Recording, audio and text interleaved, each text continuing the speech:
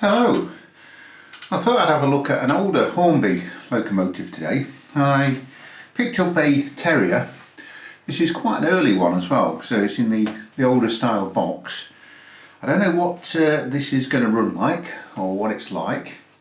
I know these aren't the highest quality models, and I think there was originally a Dapol before Hornby sort of released them under their own brand. So this is in really I've forgotten to show you the end of the card, and forgotten to tell you what the number was. So it was R2165B, and this is in BR black, and it's a Terrier with running number 32636. So I'm quite interested to see this, because I do like the Terriers. And we've got the operating and maintenance instructions, and there is actually a stamp on here, and this is yeah,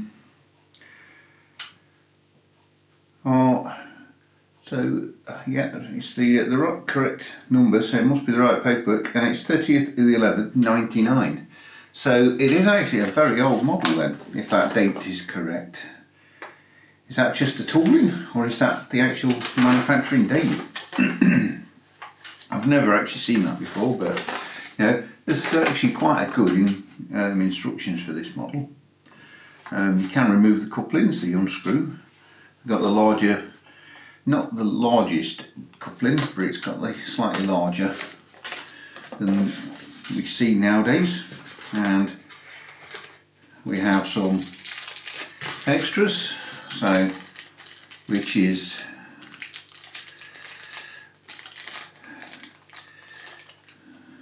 there seems to be a black dome and a few other extra parts there. Has this been opened? No. So I'm not sure what to make of that. I would assume these parts should already be fitted. Let's have a look. There's no other protection around the model.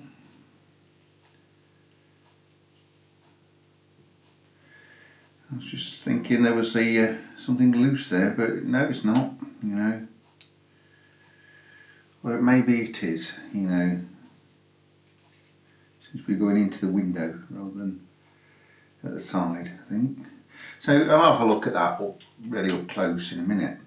But it's actually a very small model. I didn't realise really how small this one was going to be. I thought it was going to be a little bit bigger than this for some reason, but they are a very small and very nice looking model. Doesn't have sprung buffers at this age. I'm not sure what motor we've got fitted inside this, but let's have a look on the white background, and then let's have a look at all the detail, and I can actually get a little bit close to see if that's fitted in the right place. And there we have the Hornby Terrier up close. And for quite an old model, this is looks quite nicely detailed. And we see it up close. I couldn't actually find much information online on this, so I don't know what all the separate parts are fitted. So let's zoom in and have a look.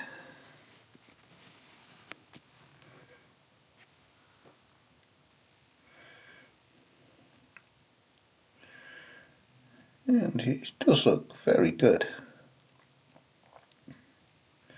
Some nice lining, some nice picked out parts. I did have to just refit this, I'm not sure what this pipe actually is, but it was actually onto the window and not into its locating slot. So, but we do have interior on this model, and we've got the running number and the classification. And we do have vacuum pipes fitted. These, like I said, these are not sprung.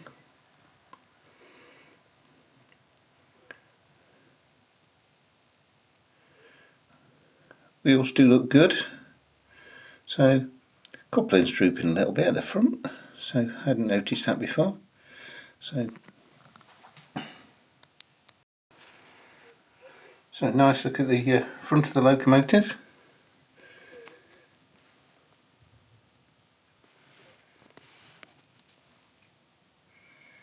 Nice running number just on the smoke box door.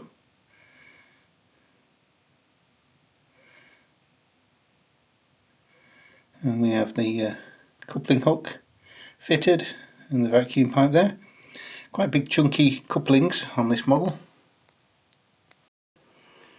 And a similar sort of thing on the rear of the model. The hook, coupling hook and the vacuum pipe. Bars on the windows look good. And we do have a bit of cab detail inside.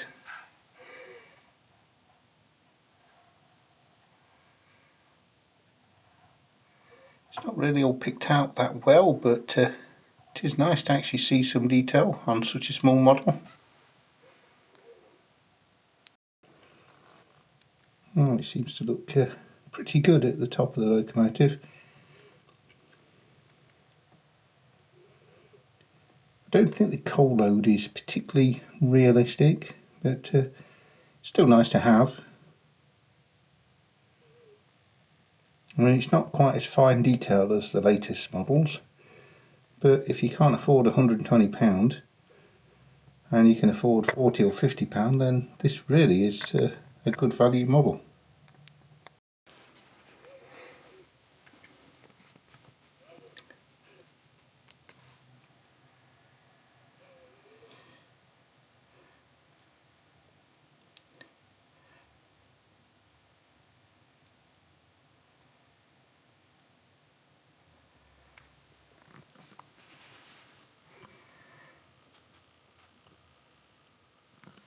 So I'm quite impressed with the level of detail. So I'm really interested to see how well this runs now.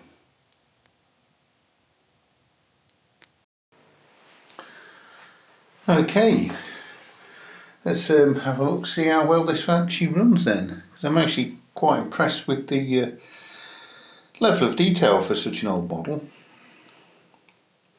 And I just hope it actually performs.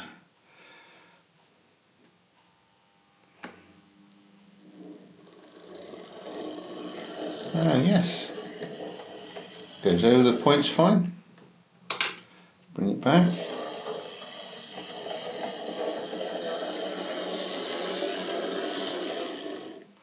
Only thing I would say, it sounds quite noisy.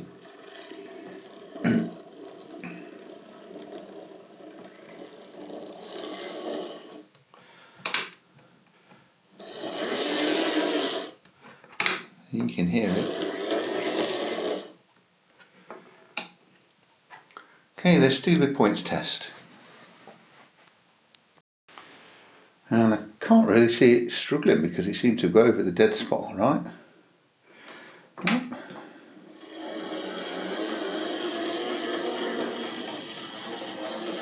So the pickups are working nice. You can tell there's no flywheel because it does actually just stop dead.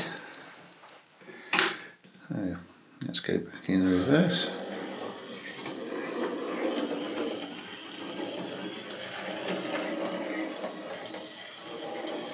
As I suspected, a short wheelbase loco wouldn't have any problem whatsoever.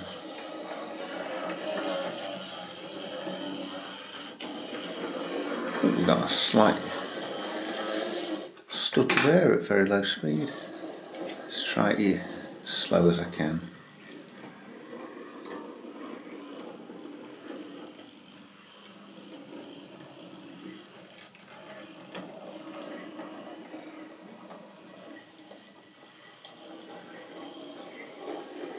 I would say that runs really well for an older model.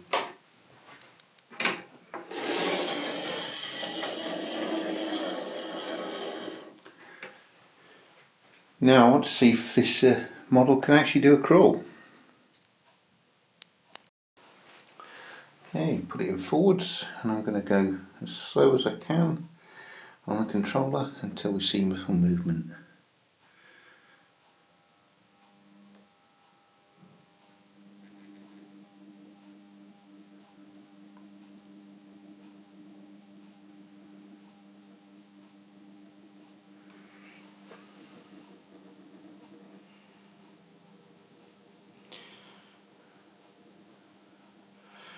and that is pretty good. That's at just about 18 on the controller. Let's just turn that up very slightly more. Is it smooth? Yes. Okay, let's bring that back to the centre. And is it as good in the opposite direction?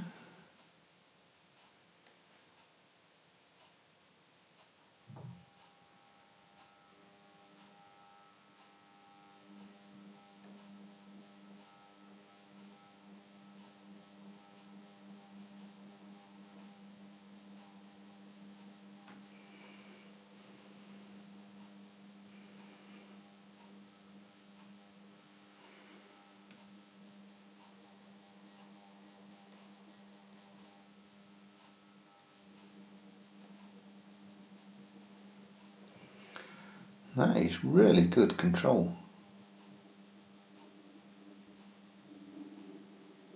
Just turn it up a little bit more. And it's really nice and smooth.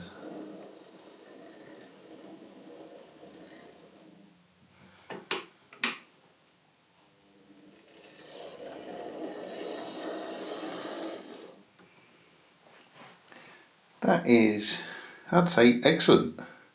Couldn't really ask for much better than that on a off DC and an older model. Let's have a look at what this Terrier weighs.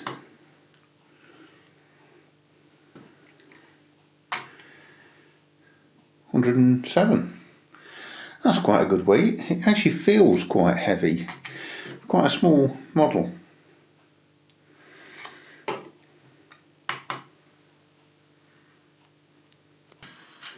And a just quick overview on this lovely model from Hornby. And it's one of their older models, so you can pick these up relatively cheap, usually for under £50. I mean, a lot of the time you can pick them up for around £40. So if you are on a budget, this is a really good little steam locomotive.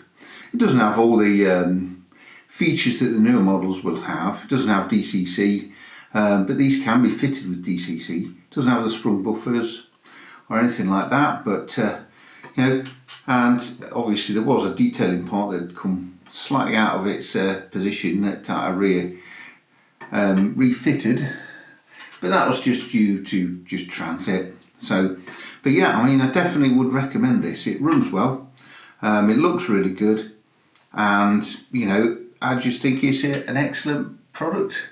And this is really Hornby when they was being at the best, I think. You know, there was obviously other manufacturers at this time producing other models, like the Bachmann producing mainline models, and I've not really had a chance to review one of those yet, but I'm going to purchase one and just see what one of the older Bachmann models were like as well. So, but yeah, if you can find one of these at a good price, around the £40 to £50, I would definitely say buy one if you're interested in DC.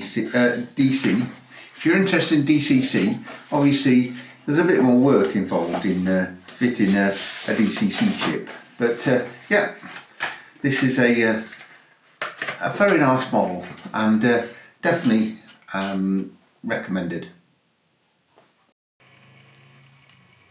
Hi, thank you for watching. Hope you've enjoyed this video. Hope you found it useful. And I wish you a good evening or a good rest of the day. And I'll see you on the next one.